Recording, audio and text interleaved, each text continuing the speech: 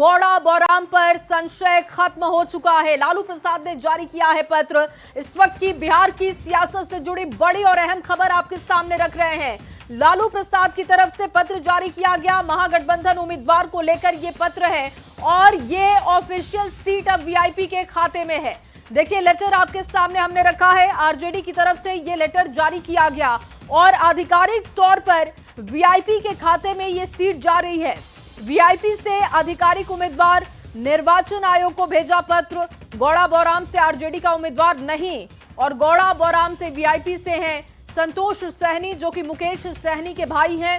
अफजल अली निर्दलीय उम्मीदवार होंगे, लेकिन फिलहाल यहां पर जो फ्रेंडली फाइट की तस्वीर बन रही थी वो खत्म हो चुकी है, क्योंकि महागठबंधन उम्मीदवार को लेकर पत्र जारी किया जा चुका है आरजेडी की तरफ से और ये साफ कर दिया है आरजेडी ने कि महागठबंधन में ये सीट वीआईपी के खाते में है। हालांकि अफजल अली यहां से निर्दलीय उम्मीदवार होंगे।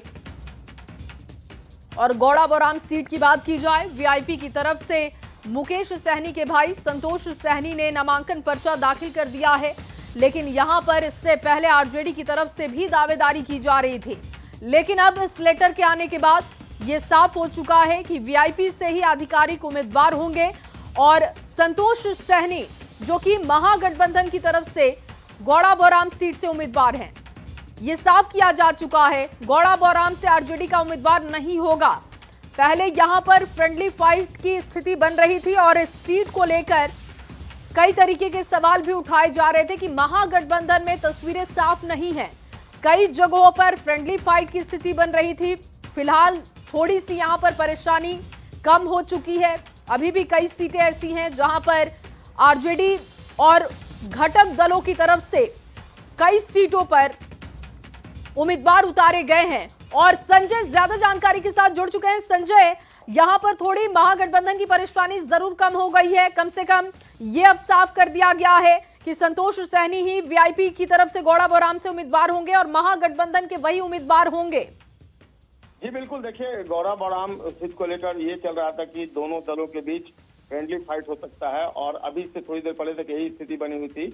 लेकिन वीआईपी के राष्ट्रीय प्रवक्ता देव ज्योति की तरफ से एक पत्र जारी किया गया वीआईपी पार्टी की तरफ से, जिसमें लालू प्रसाद यादव का हस्ताक्षर है और वीआईपी ने कहा है कि अब संतोष सहनी जो होंगे वो महागठबंधन के एकमात्र उम्मीदवार होंगे।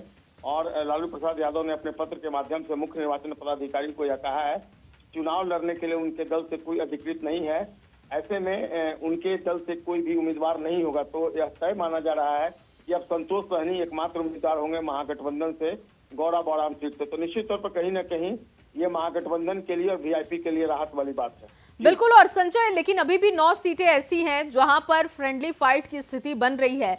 लेकिन जिस तरीके से गौड़ा बौराम के लिए यहां पर परेशानी को खत्म कर लिया गया और फ्रेंडली फाइट की सिचुएशन को खत्म कर दिया गया है, क्या कुछ समझ आ रहा है कि बाकी सीटों पर भी जहां पर महागठबंधन की तरफ से ही फ्रेंडली फाइट की तस्वीर बना दी गई है, वहां पर कुछ प्लानिंग की जा सकती है, वहां पर कोई समझौता हो सकता है? अभी देखिए, अभी बहुत सारी तस्वीर धुंधली है। स्पष्ट तौर पर कुछ नहीं कहा सकता है कि जिन जिन जगहों की आप चर्चा कर रही हैं तकरीबन 10 से 11 ऐसी सीटें हैं जहां पर फ्रेंडली फाइट की बात की जाए। और फ्रेंडली फाइट क्या, आमने सामने है महागठबंधन की ही पार्टियां।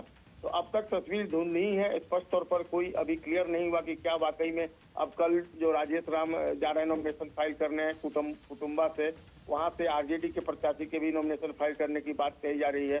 तो निश्चित तौर पर महागठबंधन के अंदर गतिरोध अब भी कायम है और देखना होगा क्या, अब बहुत ज्यादा वक्त नहीं बचा है, 24 से 48 घंटे के बीच क्या उम्मीदवार नाम। बिल्कुल। लेकिन संजय, अफजल अली यहाँ से निर्दलीय उम्मीदवार होंगे तो क्या वो कुछ परेशानी बढ़ा सकते हैं? अब ये देखना होगा कि अफजल अली जब महागठबंधन के उम्मीदवार नहीं होंगे और निर्दलीय उम्मीदवार के तौर पर गौड़ा बौराम सीट से वो लड़ेंगे तो वो कितनी चुनौती दे पाते हैं।